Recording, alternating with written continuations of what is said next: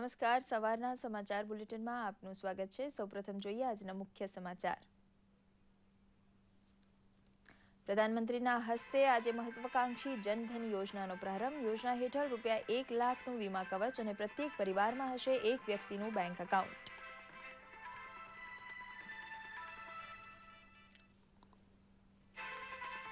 જૂના કાયદાઓની સમીક્ષા માટે પ્રધાનમંત્રી દ્વારા સમિતિની રચના. પીએમ કાર્યાલય સચિવ આર રામાનુજમ સમિતિના અધ્યક્ષ રહેશે. 3 માસમાં રિપોર્ટ રજૂ થશે.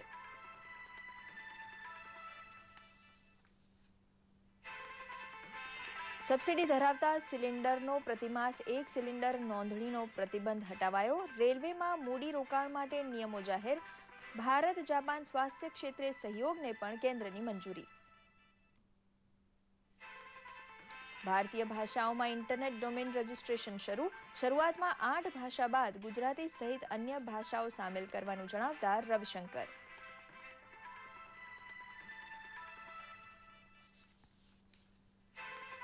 અને લોકસભાની વડોદરા તથા વિધાનસભાની 9 બેઠકોની પેટાચૂંટણી માટે કુલ 71 ઉમેદવારો. આજે ઉમેદવારી પત્રોની ચકાસણી. 30મી ઓગસ્ટ પાછું ખેંચવાની છેલ્લી તારીખ.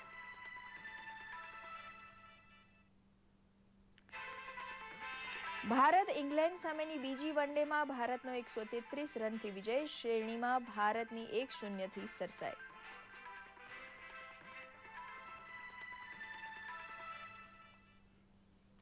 સમાચાર વિગતવાર જોઈએ. પ્રધાનમંત્રી નરેન્દ્ર મોદીની આજથી મહત્વાકાંક્ષી યોજના પ્રધાનમંત્રી જનધન યોજનાનો પ્રારંભ થશે.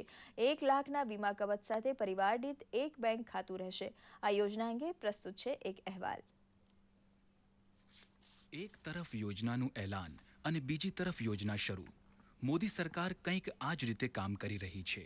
પ્રધાનમંત્રી નરેન્દ્ર મોદીએ 15મી ઓગસ્ટે લાલ કિલ્લા પરથી ગરીબ લોકોને બેંક ખાતાઓની સુવિધા આપવાના ઈરાદાથી જનધન યોજનાની જાહેરાત કરી હતી. હવે સરકારે આ મહત્વાકાંક્ષી યોજનાને શરૂ કરવાનો સમય પણ નક્કી કરી લીધો છે. પ્રધાનમંત્રી નરેન્દ્ર મોદી 28 ઓગસ્ટે નવી દિલ્હીમાં નાણાકીય બાબતોને સમાવતી આ મહાયોજનાની શરૂઆત કરશે. एक प्रधानमंत्री जन धन योजना, इस प्रधानमंत्री जन धन योजना के माध्यम से हम देश के गरीब से गरीब लोगों को बैंक अकाउंट की सुविधा से जोड़ना चाहते हैं. आज करोड़ों करोड़ों परिवार हैं जिसके पास मोबाइल फोन तो है लेकिन बैंक अकाउंट नहीं है. ખરેખર તો પ્રધાનમંત્રી જનધન યોજના નાણાકીય બાબતોને સમાવેશ કરતું રાષ્ટ્રીય મિશન છે. તેનો ઉદ્દેશ્ય દેશભરમાં તમામ પરિવારોને બેન્કિંગ સુવિધાઓ આપવાની સાથે તેમને સામાજિક સુરક્ષા આપવાનો છે. જનધન યોજના મુજબ દેશભરમાં તમામ ગરીબ પરિવારોના બેંક ખાતાઓ ખોલવામાં આવશે.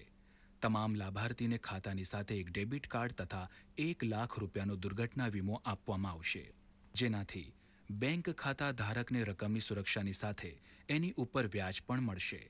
આ એકાઉન્ટમાં ઓછામાં ઓછી રકમ કેટલી મૂકવી તે અંગે કોઈ જ પ્રતિબંધ નથી. એકાઉન્ટ દ્વારા દેશમાં ક્યાંય પણ રકમ મોકલી શકાશે તથા મેળવી શકાશે. ખાતાઓનું કામકાજ જોયા પછી 6 મહિના પછી એમાં ઓવરડ્રાફ્ટની સુવિધા આપવામાં આવશે. પ્રધાનમંત્રીએ આ યોજનાને તાત્કાલિક લાગુ કરવા માટે તમામ બેંકોના અધિકારીઓને ઈમેલ પણ મોકલ્યો છે. મેલમાં કહેવામાં આવ્યું છે કે દરેક ઘરમાં દરેક વ્યક્તિનું બેંકનું ખાતું હોવું એ રાષ્ટ્રીય પ્રાથમિકતા છે. આ માટે પ્રધાનમંત્રીએ બેંક અધિકારીઓને સૂચના આપી છે કે કોઈ પણ વ્યક્તિ આ યોજનાથી બાકાત રહી જવી જોઈએ નહીં.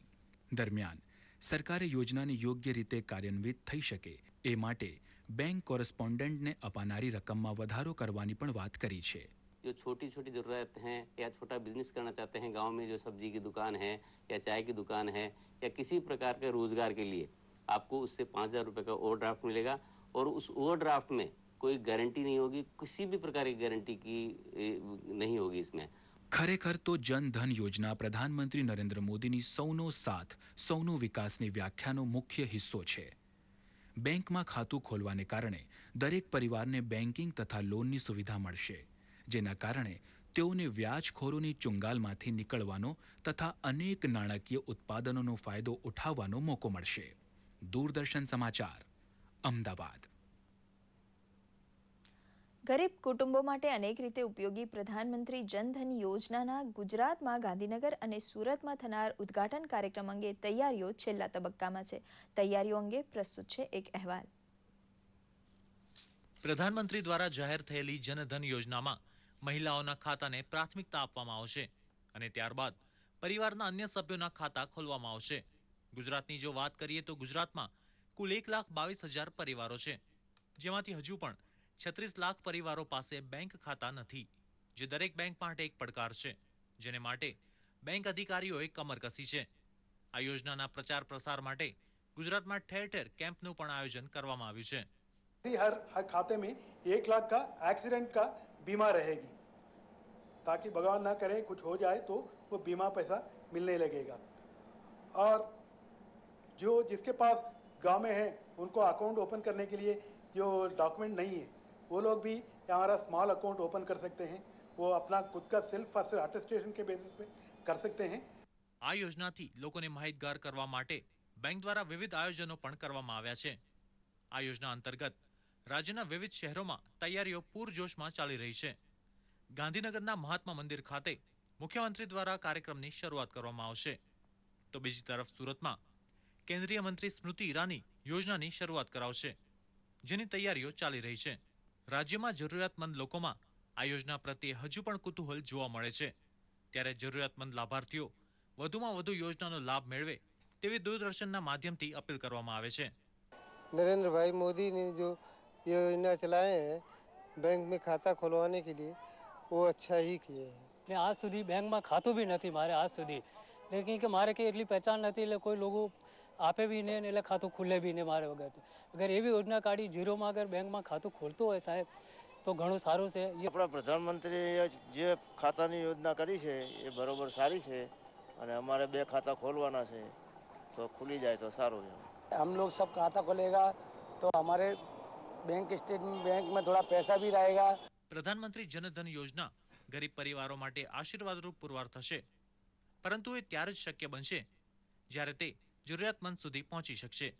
ગરીબોનું ધન હવે બેંકમાં સચવાશે અને ગરીબોને વીમા કવચ હેઠળ આવરી લેવા મોદી સરકાર તત્પર છે. ત્યારે હજુ પણ કેટલાક પરિવારો પાસે બેંક ખાતા નથી, જે એક મોટો પડકાર છે. જયસુખ સિંહાણી સાથે કૃષ્ણા શાહ, દૂરદર્શન સમાચાર, અમદાવાદ. પ્રધાનમંત્રી નરેન્દ્ર મોદીએ અપ્રચલિત કાયદાઓની ઓળખ માટે એક સમિતિની રચના કરવાની મંજૂરી આપી છે. નવરચિત સમિતિ 1998માં અટલ બિહારી વાજપેયી દ્વારા નિર્મિત પ્રશાસનિક કાનૂન સમીક્ષા સમિતિની જૂના કાયદાઓ સમાપ્ત કરવાની ભલામણની સમીક્ષા કરશે. પ્રધાનમંત્રીએ ચિંતા વ્યક્ત કરી છે કે સમીક્ષા સમિતિએ 1382 નિરર્થક કાયદાઓને સમાપ્ત કરવાની ભલામણ કરી હતી, પરંતુ અત્યાર સુધી માત્ર 415 નિરર્થક કાયદાઓ સમાપ્ત થયા છે. પ્રધાનમંત્રીએ જણાવ્યું છે કે જૂના કાયદાઓ નિયમોને સમાપ્ત કરી તેનું યોગ્ય પરિણામ આવવું જોઈએ. સમિતિ પાછલા 10 થી 15 વર્ષોમાં નિરર્થક બનેલા કાયદાઓની પણ તપાસ કરશે. પ્રધાનમંત્રી કાર્યાલયમાં સચિવ આર રામાનુજમ આ સમિતિના અધ્યક્ષ હશે. કાયદા વિભાગના પૂર્વ સચિવ વી કે ભસીન સમિતિના અન્ય સભ્ય હશે. સમિતિ 3 મહિનામાં તેનો રિપોર્ટ સોંપશે. કેન્દ્રીય મંત્રીમંડળે ગ્રાહકોના હિત માટે પ્રતિમાસ 1 એલપીજી ગેસ સિલિન્ડરની મર્યાદા સમાપ્ત કરી છે. જોકે સસ્તા રસોઈ ગેસ સિલિન્ડરની સંખ્યા 1 વર્ષમાં 12 જ રહેશે. મંત્રીમંડળની બેઠક બાદ કાયદામંત્રી રવિશંકર પ્રસાદે પત્રકારોને જણાવ્યું હતું કે આ નિર્ણયથી એલપીજીના ગ્રાહકોની વાજબી મુશ્કેલીઓ દૂર થશે, કારણ કે હંમેશા 1 મહિના સુધી એક સિલિન્ડરનો ઉપયોગ પૂરતો હોતો નથી. પ્રધાનમંત્રીના જાપાન પ્રવાસ પહેલા સ્વાસ્થ્ય ક્ષેત્રમાં ભારત જાપાન સહયોગને પણ મંજૂરી આપવામાં આવી છે. સરકારે રેલવેમાં એફડીઆઈ નિયમોને ઉદાર બનાવવા સંબંધી નિર્ણયની અધિસૂચના જારી કરી છે, જેમાં હાઈ સ્પીડ ટ્રેનો સહિતની અન્ય ટ્રેનોમાં 100% એફડીઆઈને મંજૂરી આપવામાં આવી છે. સુરક્ષાને ધ્યાનમાં લેતા સંવેદનશીલ ક્ષેત્રોમાં 49% એફડીઆઈ વગેરે બાબતોને કેબિનેટ સમિતિ સમક્ષ રજૂ કરાશે. રેલવેમાં વિદેશી રોકાણની પરિયોજનાઓથી આધુનિકીકરણ અને પરિયોજનાઓના વિસ્તરણમાં સહાયતા મળશે. ભારતીય ભાષાઓમાં ઇન્ટરનેટ ડોમેનની ગઈકાલે દિલ્હીમાં પ્રારંભ કરતા સંચાર અને સૂચના પ્રૌદ્યોગિકી મંત્રી રવિશંકર પ્રસાદે જણાવ્યું હતું કે ડિજિટલ ઇન્ડિયા હિન્દુસ્તાનને બદલવાનો પ્રયાસ છે. National internet exchange of India CDAC અને Indian registry for internet names and નંબર્સે મળીને 8 ભારતીય ભાષાઓમાં ડોમેન રજિસ્ટ્રેશન શરૂ કર્યું છે, જે અંતર્ગત .ભારત ડોમેનથી વેબસાઇટ રજિસ્ટ્રેશન કરાવી શકાય છે. ડોમેન દ્વારા વેબસાઇટ સીધી ક્ષેત્રીય ભાષામાં મળશે. હાલમાં આ હિન્દી, બોડો, ડોગરી, કોંકણી, મૈથિલી, મરાઠી, નેપાળી અને સિંધીમાં ઉપલબ્ધ થશે, પરંતુ ખૂબ જ જલ્દીથી ગુજરાતી, બંગાળી, તેલુગુ, ઉર્દુ, તમિળ અને પંજાબીમાં પણ તેનો પ્રારંભ થશે. લોકસભા અને વિધાનસભાની પેટા ચૂંટણી માટે છેલ્લા દિવસ સુધીમાં ભાજપ, કોંગ્રેસ અને અપક્ષ ઉમેદવારો સહિત કુલ 71 જેટલા નામાંકન પત્રો ભરાયા હતા. આજે ઉમેદવારી પત્રોની ચકાસણી થશે અને ઉમેદવારી પત્રો પાછા ખેંચવાની છેલ્લી તારીખ 30મી ઓગસ્ટ રહેશે. પ્રસ્તુત છે આ અંગે એક અહેવાલ. ગુજરાતમાં વિધાનસભાની 9 બેઠકો અને લોકસભાની 1 બેઠક માટે ઉમેદવારો દ્વારા આજે નામાંકન ભરવામાં આવ્યું. અમદાવાદની અતિ ચર્ચાસ્પદ ગણાતી અને જે બેઠક પરથી નરેન્દ્ર મોદી 3 વાર ચૂંટાયા તે મણિનગર બેઠક પર ભાજપના સુરેશ પટેલે આજે પોતાનું નામાંકન ભર્યું હતું. તો સામે કોંગ્રેસના ઉમેદવાર જતીન કેલ્લાએ પણ આજે પોતાનું ફોર્મ ભર્યું હતું.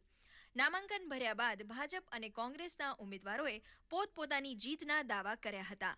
ભારતીય જનતા પાર્ટીના જે દરેક કાર્યકર્તાની હોય છે, જેને પદ મળે, કોઈ પણ જાતની જવાબદારી મળે, એ ભારતીય જનતા પાર્ટીનો કાર્યકર્તા એક સેવક બની અને કામ કરતો હોય છે. એ જ રીતે પાર્ટીની કલ્પના મુજબ અને આદરણીય અમારા વડાપ્રધાનશ્રીની કલ્પના મુજબ એક સેવક તરીકે હું મણિનગરની પૂર્ણ સમય આપી અને સેવા કરી. વડોદરામાં લોકસભાની બેઠક ખાલી પડતા અહીં પણ ભાજપ અને કોંગ્રેસે પોતાના ઉમેદવારો મેદાનમાં ઉતાર્યા છે. અતિ મહત્વની ગણાતી વડોદરાની બેઠક માટે ભાજપના રંજનબેન ભટ્ટ તેમજ કોંગ્રેસના નરેન્દ્ર રાવતે આજે ઉમેદવારીપત્ર નોંધાવ્યું હતું. આ અગાઉ બંને પક્ષ દ્વારા શહેરમાં રેલીનું પણ આયોજન કરવામાં આવ્યું હતું. સાથે જ આ બેઠક કબજે કરવા બંને ઉમેદવારો દાવેદારી કરી રહ્યા છે. સાથે સાથે અમારા મુખ્યમંત્રી આનંદીબહેન પણ એને 100 દિવસમાં એમનો પોતાનો ટાર્ગેટ વિકાસ ગતિશીલ ગુજરાત લઈને આગળ ચાલુ અને એમાં વડોદરાના પણ વિકાસ થાય એ ચોક્કસ અગ્રિમતા લઈ અને આગળ વધીશ. અમદાવાદ સિવાય અન્ય બેઠકો પર પણ આજે ઉમેદવારોએ પોતાનું નામાંકન નોંધાવ્યું હતું. ખેડાના માતરમાં આજે ભાજપ અને કોંગ્રેસ દ્વારા સમાંતર સભાઓ રાખવામાં આવી હતી. માતરના ભાજપના દેવસિંહ ચૌહાણની ખાલી પડેલી બેઠક પર ઉમેદવાર કેસરીસિંહ સોલંકીએ તો કોંગ્રેસના ધારાસભ્ય કાળીદાસ પરમારે ઉમેદવારી પત્ર ભર્યું હતું. લીમખેડામાં પણ આજે ભાજપ કોંગ્રેસના ઉમેદવારોએ નામાંકન નોંધાવ્યું. તો બીજી તરફ જામ ખંભાળિયામાં પણ આજે બંને પક્ષના ઉમેદવારોએ ફોર્મ ભર્યા હતા. તો ભાવનગરની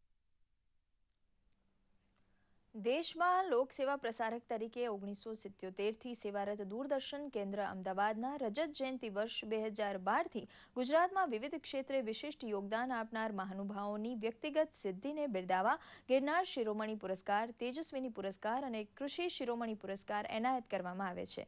29મી ઓગસ્ટે અમદાવાદના ટાગોર હોલ ખાતે તૃતીય ડીડી ગિરનાર શિરોમણી પુરસ્કાર અર્પણ કરવાનો એક કાર્યક્રમ યોજાશે. દૂરદર્શન કેન્દ્ર ખાતે યોજાયેલી પત્રકાર પરિષદમાં ડીડી ગિરનાર શિરોમણી પુરસ્કાર અંગેની દૂરદર્શન કેન્દ્ર deputy director general Shri Shivaji Phulsundare માહિતી આપી હતી. વાત કરીએ ક્રિકેટની. કાર્ડિફમાં ભારતે ઇંગ્લેન્ડ સામેની 5 વનડે શ્રેણીની બીજી મેચમાં 133 રને શાનદાર વિજય મેળવ્યો હતો. બીજા દાવમાં વરસાદને કારણે વિઘ્ન નડતા ડકવર્થ લુઇસના નિયમ મુજબ મેચ 47 ઓવરની કરવામાં આવી હતી અને લક્ષ્યાંક ઘટાડીને 295 કરવામાં આવેલો. કુકને 19 રને શમીને આઉટ કરી પ્રથમ સફળતા મેળવી હતી. બેલને પણ શમીને 1 રનમાં આઉટ કરી પેવેલિયન ભેગો કરી દીધો હતો. રૂટને ભુવનેશ્વર કુમારે 4 રને આઉટ કર્યો હતો. ત્યારબાદ એક પછી એક વિકેટ પડતા ઇંગ્લેન્ડની ટીમ 38.1 ઓવરમાં 161 રને સમેટાઈ ગઈ હતી. આ પહેલા ભારતે પ્રથમ બેટિંગ કરતા નિર્ધારિત 50 ઓવરમાં 6 વિકેટે 304 રન બનાવ્યા હતા. રૈનાએ 75 બોલમાં 3 સિક્સર અને 4 ચોગ્ગા ફટકારીને શતક પૂરો કર્યો હતો. અને બુલેટિનના અંતમાં જોઈએ મુખ્ય સમાચાર ફરી એકવાર.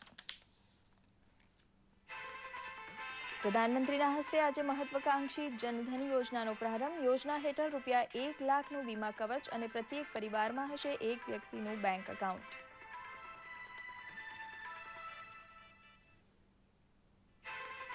જૂના કાયદાઓની સમીક્ષા માટે પ્રધાનમંત્રી દ્વારા સમિતિની રચના. પીએમ કાર્યાલય સચિવ આર રામાનુજમ સમિતિના અધ્યક્ષ રહેશે. 3 માસમાં રિપોર્ટ રજૂ કરશે.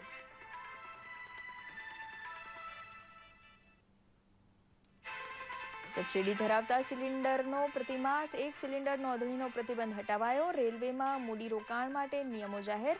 ભારત જાપાન સ્વાસ્થ્ય ક્ષેત્રે સહયોગને પણ કેન્દ્રની મંજૂરી.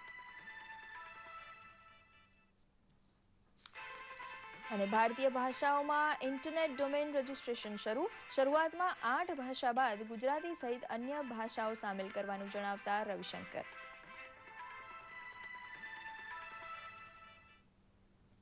તથા લોકસભાની વડોદરા અને વિધાનસભાની 9 બેઠકોની પેટા ચૂંટણી માટે કુલ 71 ઉમેદવારો. આજે ઉમેદવારી પત્રોની ચકાસણી થશે અને 30મી ઓગસ્ટે ઉમેદવારી પત્રો પાછા ખેંચી શકાશે. તો આ હતા આ બુલેટિનના સમાચાર. વધુ સમાચાર સાથે ફરી મળીશું. નમસ્કાર.